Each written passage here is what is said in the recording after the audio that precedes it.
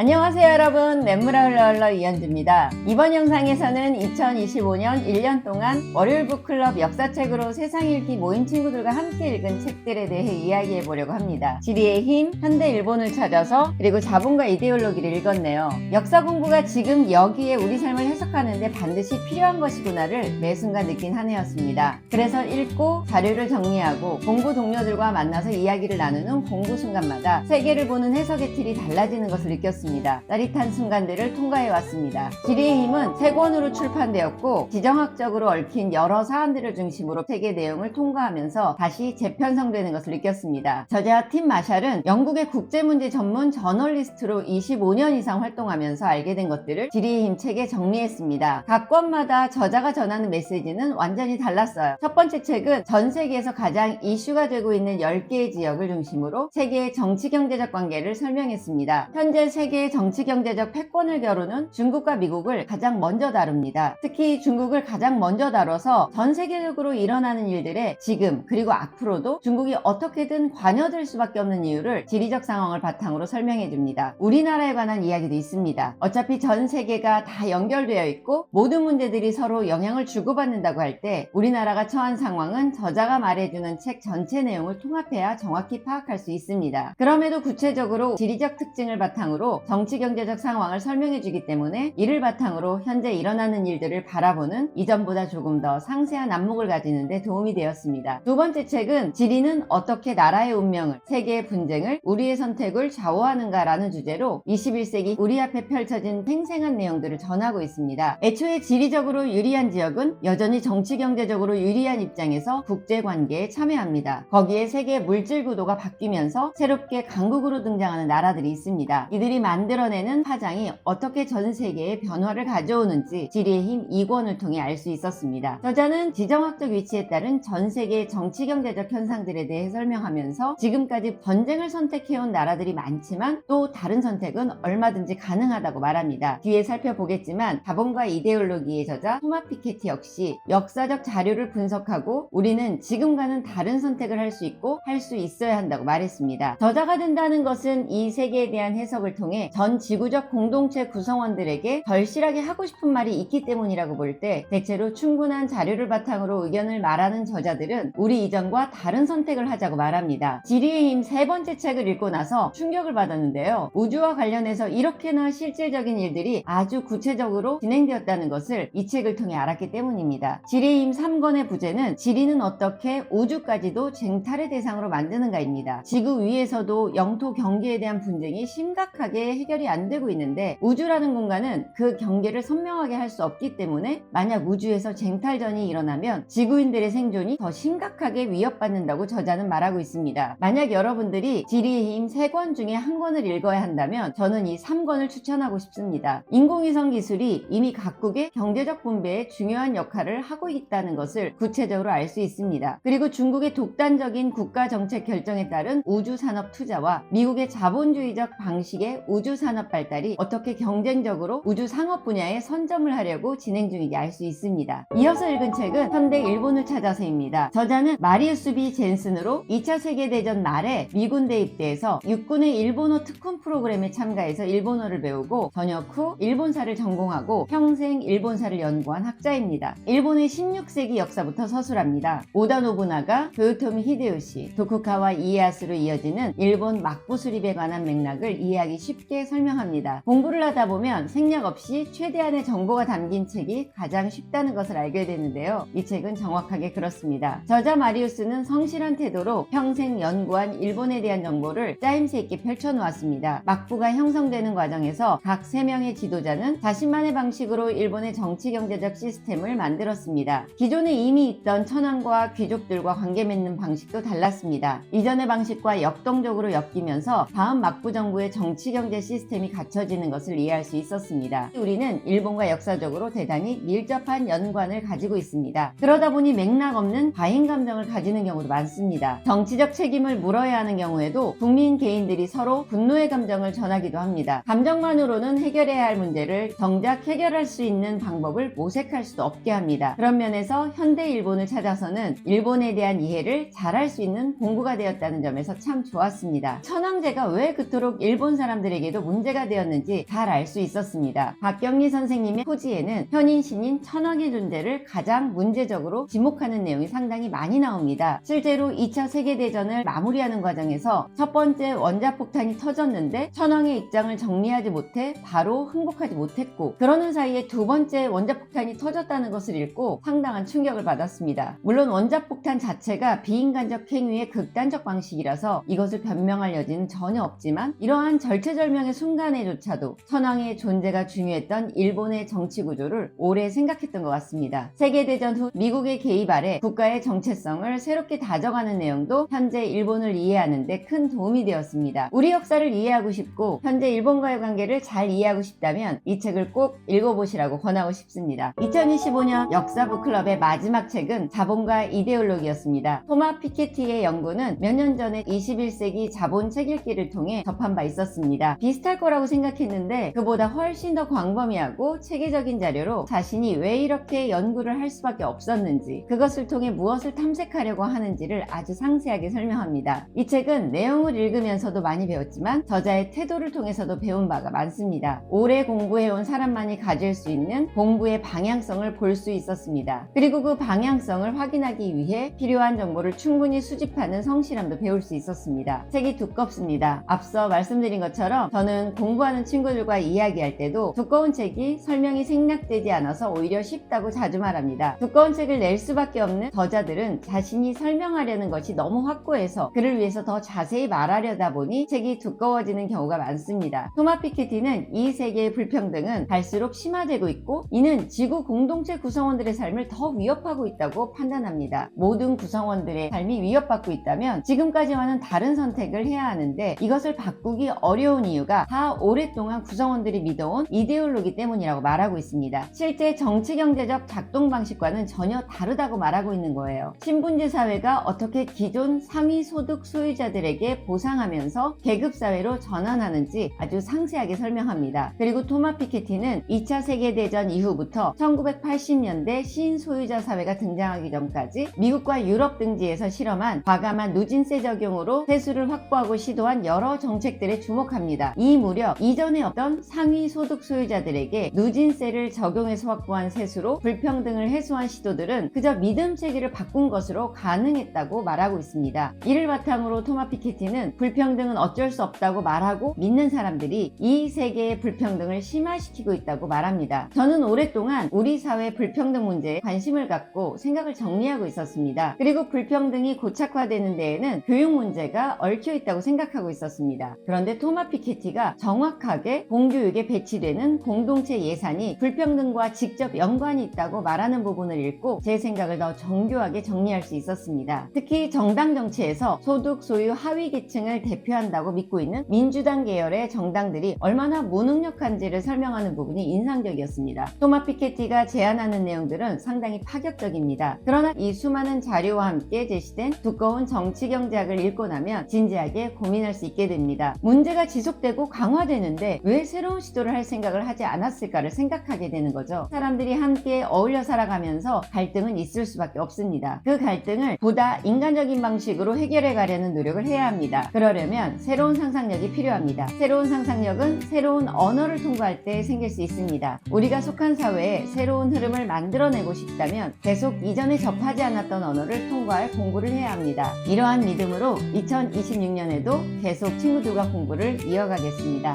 여기까지 저는 냇물아 흘러 흘러 이현주였습니다.